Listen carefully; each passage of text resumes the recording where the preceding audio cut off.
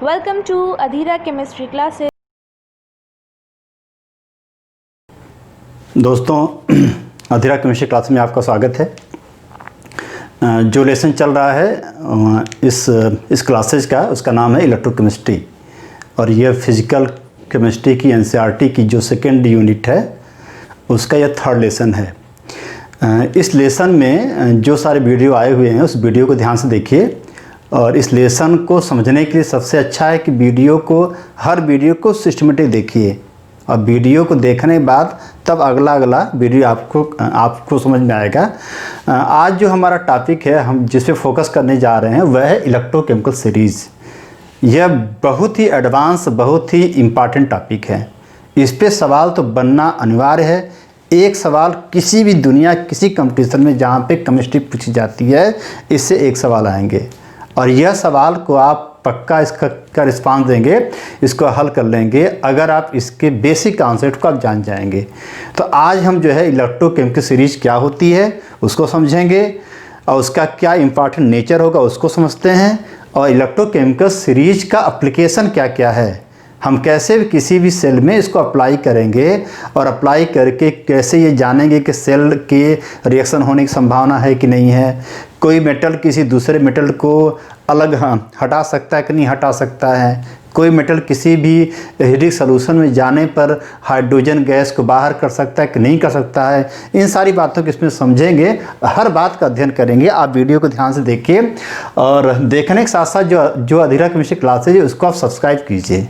आप सब्सक्राइब करेंगे तो आपको हर वीडियो समय समय पर आपको मिलता रहेगा, तब इसका आनंद भी आएगा और आपको यह सब्जेक्ट आपको फिर अच्छी लगेगी और आपको सारे सवाल का रिस्पांस आप देंगे। तो हम जो है आज हमारा टॉपिक है इलेक्ट्रोकेमिकल सीरीज़। अब यह जानते हैं कि यह सीरीज क्या होती है। आप जानते हैं कि कोई भी मेटल्स जब किसी भी इलेक्ट्रोलाइटिक सॉल्यूशन जाकर डूबा रहता है, जो व्यवस्था होती है उसका नाम कहलाता है इलेक्ट्रोड कहलाता है। अब जो एडवांस केमिस्ट्री आई है उसमें यह माना गया है कि सभी एलिमेंट, दुनिया के सभी एलिमेंट, जितने एलिमेंट हैं, अगर हम उसको एप्रोप्रिएट सॉल्यूशन में डुबो देते हैं तो सभी इलेक्ट्रोड का काम कर सकते हैं। और अगर किसी इलेक्ट्रोड को स्टैंडर्ड कंडीशन पर रखा जाता है उसका नाम कहलाता है स्टैंडर्ड इलेक्ट्रोड। जो पोटेंशियल पैदा होगा उसका नाम होगा स्टैंडर्ड इलेक्ट्रोड पोटेंशियल। अब ये दो टाइप का होगा, एक का नाम ओपी होगा, एक का नाम आरपी होगा। एक का नाम एसआरपी होगा, एक का नाम एसओपी होगा। एसआरपी माने होता है स्टैंडर्ड रिडक्शन पोटेंशियल, इसको हिंदी में कहते हैं मानक अपचयन विभव कहलाता है। देखा कि जितने एलिमेंट होते हैं, अगर सभी एलिमेंट को उनके बढ़ते हुए एसआरपी के सीक्वेंस में, सभी एलिमेंट के इलेक्ट्रोड पे पैदा होने वाले स्टैंडर्ड रिडक्शन पोटेंशियल के सीक्वेंस में अगर सभी एलिमेंट को अरेंज कर दिया जाता है उनके इंक्रीजिंग ऑर्डर में, तो जो सीरीज मिलती है उस सीरीज का नाम होता है इलेक्ट्रोकेमिकल सीरीज। अब ये मुद्दा आता है कि आप एसआरपी में ही क्यों अरेंज करते हैं, आप एसओपी में भी अरेंज कर सकते हैं, बस अंतर कुछ नहीं होगा। एसओपी की वैल्यू वही रहती है जो एसआरपी की वैल्यू होती है। अंतर क्या होगा, अगर किसी इलेक्ट्रोड के लिए एसओपी प्लस होगा तो एसआरपी उसका माइनस होगा। लेकिन जो आम चलन, जो आम फैशन, जो आम मैनर है, सारे वैज्ञानिकों ने, सारी किताबों में सब लोगों ने क्या किया है, सभी एलिमेंट के इलेक्ट्रोड को उनके स्टैंडर्ड इलेक्ट्रोड पोटेंशियल डिडक्शन के सीक्वेंस में अगर उनके बढ़ते हुए इंक्रीजिंग ऑर्डर में अरेंज किया जाएगा, क्या नाम रखा जाता है, इलेक्ट्रोकेमिकल सीरीज। इसका एक और नाम है इलेक्ट्रोमोटिव सीरीज, इसका एक और नाम है रिएक्टिविटी सीरीज भी कही जाती है। तो मेरे पास बोर्ड पर मैंने क्या किया है, एक जनरल एसआरपी की वैल्यू को बढ़ते हुए सीक्वेंस रखा हुआ है और एक मैंने इलेक्ट्रोकेमिकल सीरीज को भी बनाया हुआ है। देखिए इसमें इधर मैंने जो आपका फर्स्ट जो मेरा वर्टिकल कॉलम है उसमें लिखा मैंने एलिमेंट, दूसरे वर्टिकल कॉलम में लिखा इलेक्ट्रोड रिएक्शन और थर्ड वर्टिकल कॉलम में लिखा मैंने एसआरपी। देखा होगा सबसे ऊपर लिथियम है और सबसे नीचे क्या है, F2 है। तो मैंने ऊपर से नीचे जो है एसआरपी का बढ़ता हुआ सीक्वेंस है, ऊपर सबसे माइनस है, ऊपर जो है नेगेटिव वैल्यू ऑफ एसआरपी है और नीचे जो है पॉजिटिव वैल्यू ऑफ एसआरपी। मेरे कहने मतलब क्या है, ऊपर से नीचे आने पर रिडक्शन पोटेंशियल बढ़ रहा है। तो जो आपको दिखाई पड़ रहा है, आप इसका स्क्रीनशॉट ले सकते हैं। जो दिखाई पड़ा है एक जनरल इलेक्ट्रोकेमिकल सीरीज है, उसमें सबसे ऊपर लिथियम है, सबसे नीचे क्या है, F2 है। देखा होगा सबको मैंने इलेक्ट्रॉनों के गेन के सीक्वेंस पे लिखा है। इलेक्ट्रॉनों के गेन में मतलब मैंने मेटल और नॉन मेटल को सबको डिडक्शन पोटेंशियल के टर्म में लिखा हुआ है। ये तो हो गया आपका इलेक्ट्रोकेमिकल सीरीज। उसमें कुछ एलिमेंट छूट गए होंगे तो वो बात का मुद्दा है। अब हम ये जानना चाहते हैं कि इस इलेक्ट्रोकेमिकल सीरीज का मेन कैरेक्टरिस्टिक क्या है। तो हम इसको सीक्वेंस में बांटते हैं। नंबर 1 है कि ऊपर से नीचे आने पर SRP वैल्यू बढ़ रही है, मतलब on moving from top to bottom SRP value increases. Number 2, जब ऊपर से नीचे आने पर SRP वैल्यू बढ़ रही है, इसका मतलब क्या है, ऊपर से नीचे आने पर डिडक्शन पोटेंशियल बढ़ रहा है, मान ऊपर से नीचे आने पर डिडक्शन बढ़ रहा है, मान ऊपर से नीचे आने पर इलेक्ट्रॉनों को गेन करने की टेंडेंसी बढ़ रही है। तीसरा पॉइंट, जब ऊपर से नीचे आने पर SRP वैल्यू बढ़ रही है, इलेक्ट्रॉनों की गेन करने की टेंडेंसी बढ़ रही है, इसका मतलब क्या है कि ऊपर से नीचे आने पर इलेक्ट्रॉन एफिनिटी वैल्यू बढ़ रही है, ऊपर से नीचे आने पर इलेक्ट्रोनेगेटिविटी वैल्यू बढ़ रही है। मान जो सबसे नीचे है वह मोस्ट इलेक्ट्रोनेगेटिव होगा और जो सबसे ऊपर होगा वह लेस इलेक्ट्रोनेगेटिव होगा। तो इस आंकड़े के आधार पर आप जानते ही हैं फ्लोरीन दुनिया का सबसे ज़्यादा इलेक्ट्रोनेगेटिव है, क्योंकि they have most SRP value. चौथा, जब ऊपर से नीचे आने पर SRP वैल्यू बढ़ रही है, इलेक्ट्रोनेगेटिविटी बढ़ रही है, इसका मतलब यह हो गया कि ऊपर से नीचे आने पर नॉन मेटेलिक पावर बढ़ रहा है। पांचवा पॉइंट, ऊपर से नीचे आने पर SRP वैल्यू बढ़ रही है, मतलब इलेक्ट्रोनेगेटिविटी वैल्यू बढ़ रही है, इसका मतलब यह हो गया कि नीचे से ऊपर जाने पर इलेक्ट्रोनेगेटिविटी वैल्यू कम हो रही है, मतलब इलेक्ट्रोपॉजिटिविटी वैल्यू बढ़ रही है। मतलब जो एलिमेंट सबसे ऊपर होगा वह लेस वैल्यू ऑफ SRP उसकी होगी, और जिसकी लेस वैल्यू ऑफ SRP होगी वह उतना ही ज़्यादा इलेक्ट्रोपॉजिटिव होगा, मान उतना ही कम इलेक्ट्रोनेगेटिव होगा। जितना ज़्यादा इलेक्ट्रोपॉजिटिव होगा उतना ज़्यादा इलेक्ट्रॉनों को लॉस करने की क्षमता होगी, IP वैल्यू उतनी ही कम होगी, बहुत बढ़िया मेटल होगा। मतलब नीचे से ऊपर जाने पर मेटेलिक कैरेक्टर बढ़ता है, नीचे से ऊपर जाने पर इलेक्ट्रोपॉजिटिविटी बढ़ती है, नीचे से ऊपर जाने पर इलेक्ट्रॉनों को लॉस करने की क्षमता बढ़ती है। तो यह जो आपकी इलेक्ट्रोकेमिकल सीरीज है, मैंने जो है SRP वैल्यू के घटते हुए बढ़ते हुए सीक्वेंस के आधार पे मैंने एक व्यवस्था बना दिया है। फिर मैंने कहा कि ऊपर से नीचे आते हैं SRP वैल्यू बढ़ रही है, इलेक्ट्रॉनों को गेन करने की क्षमता बढ़ रही है, मतलब डिडक्शन बढ़ रहा है। आप जानते हैं जो जितना बढ़िया गेन करता है दूसरों से उतना बढ़िया निकलवाता है, माने ऑक्सीडेशन में हेल्प करता है। जिसका जितना अच्छा रिडक्शन होगा वह दूसरों के लिए उतना अच्छा ऑक्सीडाइजिंग होगा। इसका मतलब यह हो गया ऊपर से नीचे आने पर ऑक्सीडाइजिंग पावर बढ़ती है, मतलब F2 have more oxidising power, बहुत अच्छा ऑक्सीडेंट है। और लिथियम चूँकि बहुत अच्छा इलेक्ट्रोपॉजिटिव है, इलेक्ट्रॉनों को लॉस करता होगा, फेंकता होगा, बढ़िया ऑक्सीडाइज होता होगा, मतलब दूसरों को बहुत बढ़िया रिड्यूस करता होगा, मतलब ऊपर वाले बहुत अच्छे रिड्यूसिंग पावर वाले होते हैं। यह पॉइंट को भी मन में रखा जाए, नोट किया जाए। यह जो आपका इलेक्ट्रोकेमिकल सीरीज है, यह इलेक्ट्रोकेमिकल सीरीज की यह बहुत सारे इंपॉर्टेंट फीचर हैं, और इस इंपॉर्टेंट फीचर का उपयोग करके बहुत सारे सवाल, इस पर हज़ारों सवाल बनते हैं। हमने कहा जितने बच्चे नीट के हैं, IIT जी मेंस के हैं, जी एडवांस के भी हैं, CSIR नेट के, MSc एंट्रेंस के भी हैं, इससे कुछ ऐसे सवाल होते हैं जो आपको बार बार पिंच करते हैं, बहुत तकलीफ सवाल इसमें होते हैं, और लोग इसको हल इसलिए नहीं कर पाते हैं कि उनको इलेक्ट्रोकेमिकल सीरीज का जो सीक्वेंस है टॉप से बॉटम और बॉटम से टॉप, उसका जो आइडिया है, उसका जो डेविएशन, जो विचलन है, जो उतार चढ़ाव ट्रेंड है, वह समझ में नहीं आता है। तो मैं इस सारे ट्रेंड को फिर से 1-2 लाइन में इसको समराइज कर दे रहे हैं। ऊपर से नीचे आने पर SRP वैल्यू बढ़ती है, इलेक्ट्रॉनों को गेन करने की पावर बढ़ती है, मतलब इलेक्ट्रोनेगेटिविटी बढ़ती है। नीचे से ऊपर जाने पर SRP वैल्यू घटती है, मतलब इलेक्ट्रॉनों को लॉस करने की क्षमता बढ़ती है, माने इलेक्ट्रोपॉजिटिविटी बढ़ती है। मोटी बात यह सुनिए, ऊपर से नीचे आने पर नॉन मेटेलिक पावर बढ़ती है और नीचे से ऊपर जाने पर मेटेलिक पावर बढ़ती है। मतलब जो सबसे नीचे होगा बहुत बढ़िया नॉन मेटल होगा, बहुत बढ़िया इलेक्ट्रोनेगेटिव होगा, और जो सबसे ऊपर होगा बहुत बढ़िया मेटल होगा, बहुत बढ़िया इलेक्ट्रोपॉजिटिव कहलाएगा। मेटल माने धातु और नॉन मेटल माने अधातु। इलेक्ट्रोपॉजिटिविटी माने विद्युत धनात्मकता और इलेक्ट्रोनेगेटिविटी मान विद्युत ऋणात्मकता।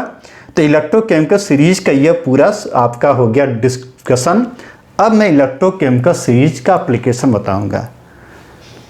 इस सीरीज को देख करके इसको अप्लाई करेंगे। उस एप्लीकेशन के आधार पे सवालों की भीड़ होती है, सवालों का एक बहुत ही जखीरा इकट्ठा होता है और वही सवाल जो होते हैं एग्जाम पूछते हैं, उसको रिस्पांस करते हैं। इसके बाद हम बताने जा रहे हैं application of electrochemical series. Application of electrochemical series.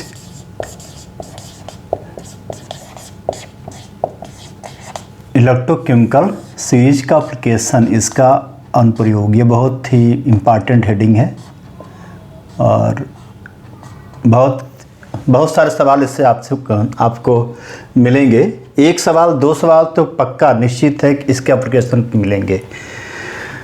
इसका जो सबसे फर्स्ट एप्लीकेशन है वह है reactivity of metal. Reactivity of metal. हम एक एक एप्लीकेशन पे लेक्चर बोल रहे हैं। आप जानते हैं जो मेटल्स होते हैं वे इलेक्ट्रोपॉजिटिव होते हैं। तो इस पूरी सीरीज में जिसकी एसआरपी वैल्यू बहुत ज़्यादा रहती है, जिसकी एसआरपी वैल्यू बहुत ज़्यादा पॉजिटिव होती है, उसके अंदर इलेक्ट्रॉनों को गेन करने की क्षमता रहती है। जब गेन करेगा तो वह होगा इलेक्ट्रोनेगेटिव। और जिसके लिए एसआरपी की वैल्यू बहुत माइनस होती है, उसके अंदर इलेक्ट्रॉनों को गेन करने की क्षमता कम रहती है, मतलब लॉस करने की क्षमता ज़्यादा रहती है। उसका होगा ऑक्सीडेशन।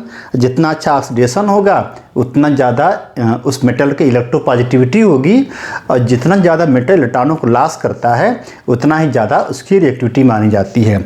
इस सीरीज को देख के पता चल रहा है कि ऊपर से नीचे आने पर एसआरपी वैल्यू पॉजिटिव है, मोर पॉजिटिव है, और नीचे से ऊपर जाने पे एसआरपी वैल्यू मोर नेगेटिव है। तो जिसके लिए एसआरपी वैल्यू मोर नेगेटिव माने उसके लिए एसआरपी उतनी कम है, मतलब डिडक्शन कम है। इसका मतलब हुआ इलेक्ट्रॉनों को लॉस करने की क्षमता ज़्यादा है। मतलब यह सीरीज बताती है कि जो एलिमेंट ऊपर हैं वे ज़्यादा इलेक्ट्रोपॉजिटिव हैं, ज़्यादा उनकी रिएक्टिविटी है। अक्सर मेटल्स ऊपर ही रखे जाते हैं। माने इस सीरीज से more negative value of SRP represent the higher reactivity of metals. किसी भी एसआरपी की जितनी ज़्यादा नेगेटिव वैल्यू होगी वह मेटल्स उतना ज़्यादा रिएक्टिविटी होगी। और यही घटना नॉन मेटल वाले केस में more positive value of SRP represent the higher reactivity of non metals. जैसे यह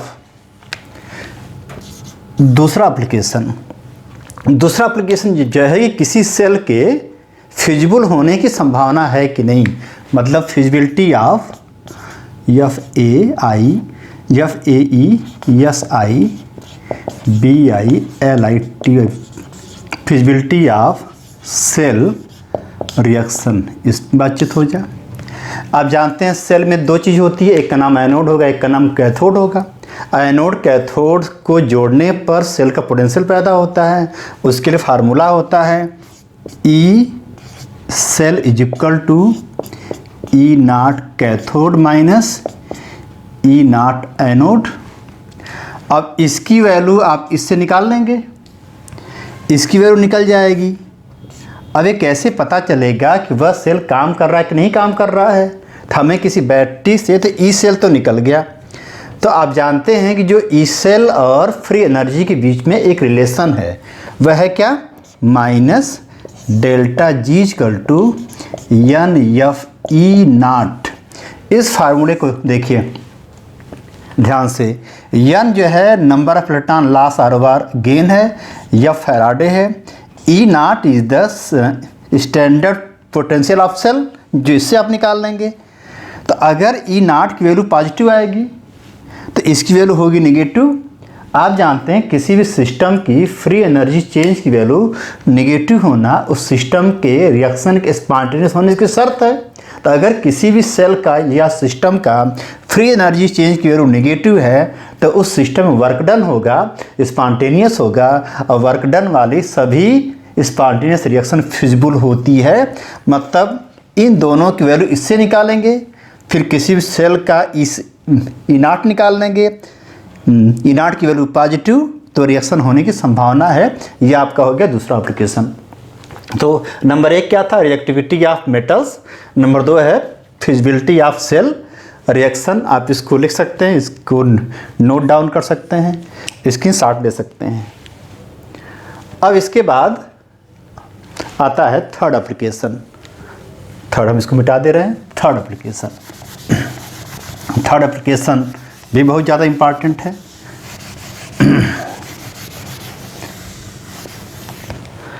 थर्ड एप्लीकेशन है displacement of metal from their salt. Focus करना है इस पर। Displacement of metal from their salt, किसी मेटल के साल्ट से उस मेटल को हटाना, विस्थापन करना। आप जानते हैं कि जो मेटल अच्छी मेटल्स होती है, अच्छी मेटल माने क्या होता है, वह मेटल्स अच्छी होती है जो बहुत ज़्यादा इलेक्ट्रोपॉजिटिव होती है। मेटल की जो पहचान होती है अच्छी इलेक्ट्रोपॉजिटिव होना, नॉन मेटल की पहचान होती है अच्छी इलेक्ट्रोनेगेटिव होना। तो अगर कोई मेटल बहुत अच्छी होगी, ज़्यादा रिएक्टिव होगी, तो वह फटाफट इलेक्ट्रॉनों को लॉस करेगी। बहुत ज़्यादा electropositive, higher value of electropositivity represent the more reactivity of metals. तो जो अच्छी मेटल्स होती है अपने से कम मेटल को उस इलाके में से धक्का देके बाहर कर देती है। आप जानते हैं कि बीच में हाइड्रोजन है, हाइड्रोजन की वैल्यू 0 होती है, तो उसके ऊपर माइनस SRP है, मतलब माइनस SRP है माने अच्छी मेटल्स है, और नीचे प्लस SRP माने बेकार मेटल्स है। तो ऊपर से नीचे आने पर मेटल की रिएक्टिविटी घटती है। बताएं, on moving from top to bottom the reactivity of metals decreases. इसका मतलब क्या है, जो मेटल सबसे ऊपर है वह अपने से नीचे आने से अच्छी है, मतलब मोर negative value of SRP represent the good metals. तो इसका मतलब है कि जो मेटल्स ऊपर आएगी वह अपने से नीचे आने वाले को उसको धक्का देके बाहर कर देगी। जैसे लिथियम है, पोटेशियम है, कैल्शियम है। तो अगर मान लीजिए पोटेशियम का कोई सलूशन है, तो उसमें जब लिथियम डाल दिया जाएगा तो पोटेशियम बाहर हो जाएगा, लिथियम जाके वहाँ पे एडजस्ट हो जाएगा, क्योंकि लिथियम की वैल्यू ज़्यादा माइनस है SRP में। तो ज़्यादा SRP माइनस मतलब इसके अंदर इलेक्ट्रॉनों को लॉस करने की क्षमता ज़्यादा है, ज़्यादा इलेक्ट्रोपॉजिटिव होती है। ठीक, चौथा पॉइंट है displacement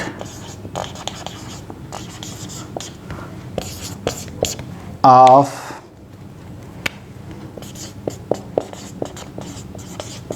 hydrogen from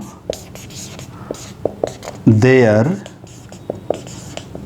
acidic solution. यह बड़ा इंपॉर्टेंट है, इतना ज़्यादा इंपॉर्टेंट है कि इसका ऑर्गेनिक में, इनऑर्गेनिक में हर जगह यूज होता है। हाइड्रोजन जो होता है अपने सॉल्यूशन में से कैसे डिस्प्लेसमेंट होगा।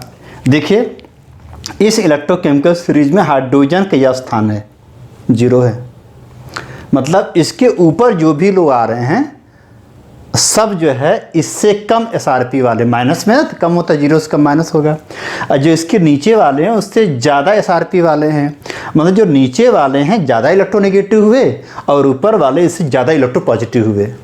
तो आप जानते हैं जो जितना ज़्यादा इलेक्ट्रोपॉजिटिव होता है उतनी अच्छी मेटल्स होती है। इसका मतलब क्या होगा, जो ऊपर वाले अगर किसी भी एसिड सॉल्यूशन में डाला जाता है तो उस एसिड के सॉल्यूशन में से हाइड्रोजन गैस को बुलबुले के रूप में बाहर कर देते हैं, क्योंकि जो ऊपर वाले हैं हाइड्रोजन से ज़्यादा इलेक्ट्रोपॉजिटिव हैं, हाइड्रोजन से ज़्यादा रिएक्टिव हैं। मतलब अगर हम सल्फ्यूरिक एसिड में जिंक डालेंगे तो हाइड्रोजन गैस बुलबुले के रूप में बाहर निकलेगी, लेकिन सल्फ्यूरिक एसिड में अगर कॉपर डालेंगे हाइड्रोजन गैस बुलबुले के रूप में बाहर नहीं निकलेगी। अक्सर सवाल पूछ जाते हैं, सारे एग्जाम में पूछ जाते हैं, सारे कंपटीशन में कोई इंट्रेंस होगा अगर हमारा सब्जेक्ट उसमें है तो यह सवाल पक्का पूछ जाएगा कि लिथियम को डाला गया तो एसिड में से हाइड्रोजन गैस बाहर निकली, लेकिन कॉपर को डालने पर नहीं निकली, सिल्वर को डालने पर नहीं निकली। क्यों? तो आप कहेंगे क्योंकि lithium, potassium, calcium, zinc, iron सब हाइड्रोजन से ऊपर आते हैं। हाइड्रोजन से ऊपर आते हैं तो मोर नेगेटिव एसआरपी वैल्यू है, तो ज़्यादा इलेक्ट्रोपॉजिटिव हैं, ज़्यादा रिएक्टिव हैं, ज़्यादा इलेक्ट्रॉनों को लॉस करते हैं, ज़्यादा ऑक्सीडाइज करते हैं, धक्का देकर हाइड्रोजन को सोल्यूशन में से बाहर कर देते हैं। तो सब के सब लोग इस बात को नोट किया जाए, सब के सब लोग जो इलेक्ट्रोकेमिकल सीरीज में हाइड्रोजन से ऊपर आती हैं, हाइड्रोजन को उसके एसिडिक सोल्यूशन में से रिप्लेस कर देती हैं। यह हो गया चौथा एप्लीकेशन। पांचवा और लास्ट एप्लीकेशन है, कोई भी सेल आपको दिया जा रहा है, उस सेल का कैसे निकालेंगे सेल पोटेंशियल। तो सेल का पोटेंशियल निकालना बहुत आसान है। मान लीजिए आपके पास गैलोनिक सेल है, इलेक्ट्रोकेमिकल सेल है, जिंक सल्फेट में जिंक राड डूबी हुई है, कॉपर सल्फेट में कॉपर राड डूबी हुई है। तो जिंक बिहेव करेगा एनोड, कॉपर बिहेव करेगा कैथोड। तो जिंक का जो एनोड होगा उसकी एसआरपी वैल्यू आप निकाल लीजिए यहाँ पर जिंक के रूप में, और कॉपर निकालिए इस रूप में। और आप जानते फार्मूला होता है कि, तो पांचवा क्या था, पांचवा जो एप्लीकेशन था calculation of E naught cell. इसका फार्मूला हम बताए थे कि कैथोड में से एनोड को माइनस करना है। अब कैथोड की वैल्यू जो होगी आप इससे निकाल लेंगे, एनोड की वैल्यू इससे निकाल लेंगे। तो इस इलेक्ट्रोकेमिकल सीरीज में एसआरपी के आंकड़े से आप किसी भी बैटरी का सेल निकाल लेंगे। तो यह हो गया आपका इलेक्ट्रोकेमिकल सीरीज का यह सारे एप्लीकेशन से सवाल आप चाहते हैं कि आपको रिस्पांस करें, आप उसका हल करें, आप पक्का हल करेंगे और वह पूरा आपको नंबर मिलेगा। उसके लिए बस आपको इलेक्ट्रोकेमिकल सीरीज का जो कॉन्सेप्ट ऊपर नीचे घटने बढ़ने का यही मन में रखना है। इस आधार पे एप्लीकेशन 4 हो गया।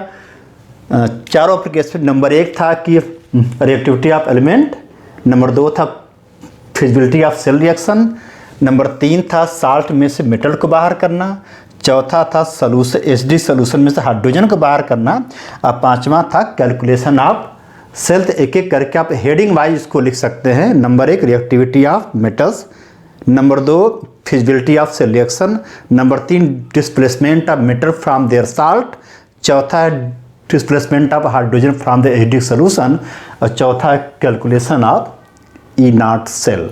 यह हो गया आपका इलेक्ट्रोकेमिकल सीरीज का पूरा बकायदा अच्छे से एक फोकस हो गया है कि वह होती क्या है, एप्लीकेशन क्या है। इसको ध्यान से देखिए, पढ़िए, और जितने संबंधित इलेक्ट्रोकेमिस्ट्री से वीडियो हैं वह हमारे प्लेलिस्ट में आप जाइए, प्लेलिस्ट में जा करके फिर से सीक्वेंस पाई देखिए। और एक आपसे निवेदन है कि अधीरा केमिस्ट्री क्लासेस को आप सब्सक्राइब कीजिए, लाइक कीजिए, शेयर कीजिए, वॉच कीजिए, आपको यह सब्जेक्ट समझ में आएगी। धन्यवाद।